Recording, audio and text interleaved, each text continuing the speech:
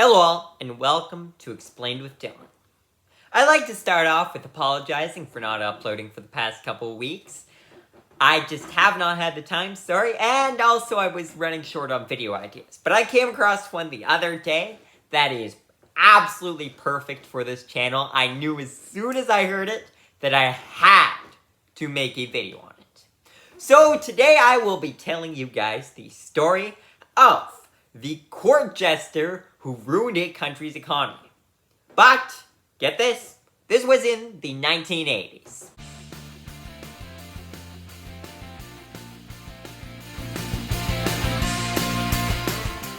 This all takes place in the tiny country of Tonga, with a mere 105,000 people in the entire country.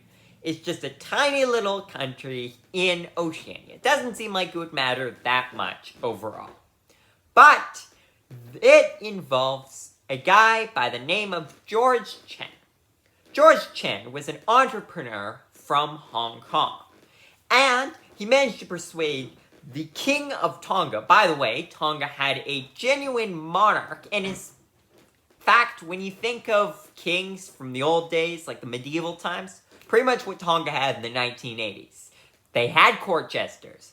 They had a king who dressed up. They had quite a few things. And the king had all the power. He was an absolute monarch. So, this guy, George Chen, persuades him to start selling passports to citizens of Hong Kong. Which sounds all well and good, until you realize that the passports didn't do anything.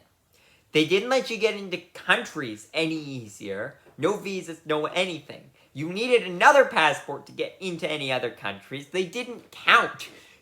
So, in short, they didn't really work out. But they realized something. Hey, wait a second. What if they were to sell real passports to people? Maybe that would work. And it was a good idea, because they ended up getting quite a bit from these passports. They end up making $26 million off of these passports. They were just selling them to people that weren't from Tonga at all, but that wanted passports. And they started selling them for quite a bit of money. One of the first people to grab this passport was the former dictator of the Philippines, who ended up getting ousted, but still somehow lived. So he got a passport because he didn't want to use his Filipino passport. So what did the king do with all this money? Well, he figured if it actually went into the government's account, then it would just be spent on what he said, all spent on roads, which isn't wrong. It'd be spent on the country itself, which he didn't want. He wanted it to himself. So he decided to put it into a standard Bank of America checking account. Seems like a perfectly flawless idea to me. And this is when Jesse Bogdanov steps in. He's an American who has an interesting history. He was a Buddhist who received his MBA through night school, then went on to become a carpenter, dishwasher, musician, trail guide, salesman of magnets that were supposed to cure back pain, and then professional hypnotist. Finally, he became a security guard at some Bank of America branch, which, guess what? Happened to have the account that was owned by the government of Tonga. Jesse saw all of this money sitting in this account, wasn't making almost anything more. Just $26 million just sitting there not being used. So he had an idea. He traveled to Tonga and met with the king. Don't know how he managed to just happen to travel to Tonga and meet with the king, but he did. And apparently the king quite liked him.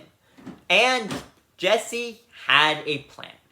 He started to put all of this money into bonds and stocks, which were going to make a higher return. He reportedly made the country $10 million more throughout all of this. So honestly, seems like a pretty good idea to me. In 1999, Jesse decided to leave the Bank of America, but he realized something. If he did leave, he would likely get sued by that employer for what he did, which wasn't exactly fully legal. But there was one loophole. If he were an employee of the government, then he couldn't get sued because he was just working for the government. So that's exactly what he did. He walked in and became an employee of the government. What role did he choose? Well, court jester, of course. Despite being the court jester, Jesse continued to lead this whole program of investing in stocks and bonds for the government of Tonga. It had grown quite a bit now. They had an entire office, tons of people, and they started investing quite a bit. In fact, virtually all of the money in no to low risk investments that were supposed to have high returns in the long run. But it turns out that these investments didn't exactly work out. In fact, virtually every single one of these companies failed, and failed miserably, as in out of business within the next couple of years. So why exactly would Jesse and this entire firm make these big mistakes on these supposedly low-risk companies? In fact, the fact that all of them would go under like that, it means that they can't have been that low risk, could they? Well, in fact, they weren't. He just told the king that. In fact, he was actually just being paid a ton of money by these companies to invest in the companies. He was being paid plenty of money and more money by the king just so that he could invest in the company and give the company even more money. And then the company ended up losing all of that money. So in short, he was taking bribes. And it didn't exactly work out. Jesse is no longer allowed in Tonga after all this because he just lost the country $35 million. They did end up suing Jesse, and they end up getting $2 million back. But they still lost $35 million. That is not very good. But it gets even worse for the government of Tonga. You see, the citizens of Tonga weren't exactly happy that the government and the king, more specifically, of Tonga, put all his faith in this one random magnet salesman, amongst plenty of other things, to control the entire country's fund. That does not seem like a very bright idea in the first place. Some guy with little to no experience controlling $37 million. Why did they think that was a good idea? And that's exactly what these citizens of Tonga were saying. They started a protest. And eventually, the king was forced to step down because of all of this. But not only that, his heirs never took the throne either. It ended the monarchy in Tonga just because of all of this.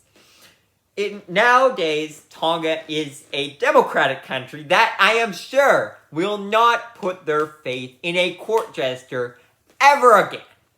So there you go. That is the story of the court jester that ruined a country's economy and then screwed over the government and forced them to step down. So yeah, I figured I had to make a video on this because I was just cracking up by seeing the headline. Anyways, thank you guys for watching, and I will see you guys again soon.